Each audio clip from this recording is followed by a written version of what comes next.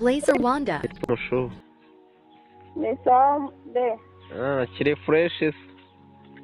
Kiri fresh ni wane.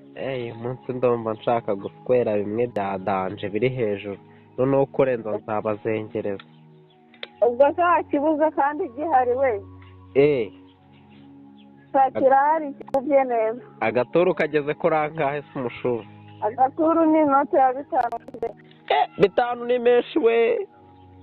Ariko ujya umenya ko n'isabune n'amazi byabuze. Akoze ko numvisha amakuru ngo nzabazengereza kimuhera icyabiri. Ubwo ngubwo njye nshaka kumfatiranya koko n'imboro yanjye y'uyu munsi. Erega we ntabwo turabikora kandi we yarangyohereje nashyizemo poromosiyo. Nanjye ndabyikubita none ifumbire itumukwe nanjye nagira ngo ukimere icyabiri. Wiwe yankubitiye neza biri fureshi. Wumve njye ko n'umushinga twakuhaba nawe. Ugakubita imishini igashyuha. Nuko ari umushinga. Nawe se ngurama ngahe susu be?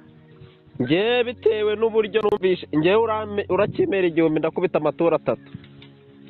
Amatura 3 ku gihumbi ni menshi we. Ni menshi ubwo urumva rero ngabanguka uze hano mu rugo dore nanjye ndimo gusasa ya shitingi yanjye. Ngo kafata kamukira. Aribi.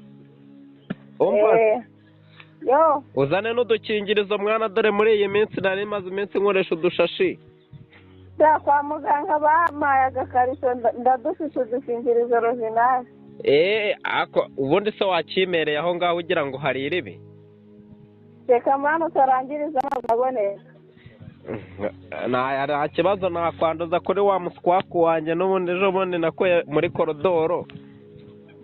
Njye ntabwo ndandura mani. Cyangwa ngo utere inda unere sida ntaribi. Reka. Ntabwo ari byiza susu mbese. Nta kibazo nsanga hano mu rugo ndebe ko nagikubita ndumva mfite take yacyo. Nari bisa mfata moto.